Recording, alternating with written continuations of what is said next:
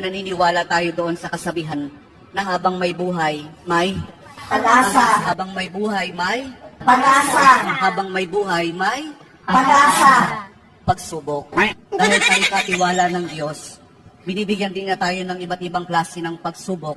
Kaya po doon sa pagsubok na yon, saka pa lang natin mauunawaan na talagang ang ating buhay ay mayroong, habang may buhay, mayroong, Pagsubok.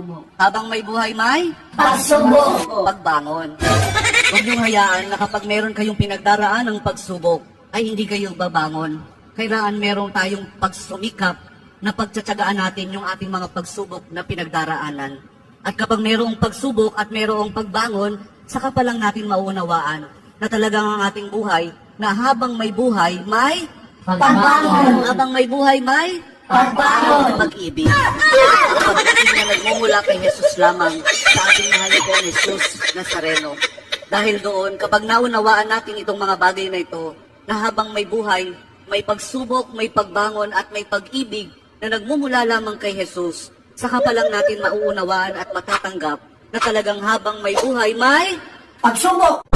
Pagsubok. pagsubok. Tuga.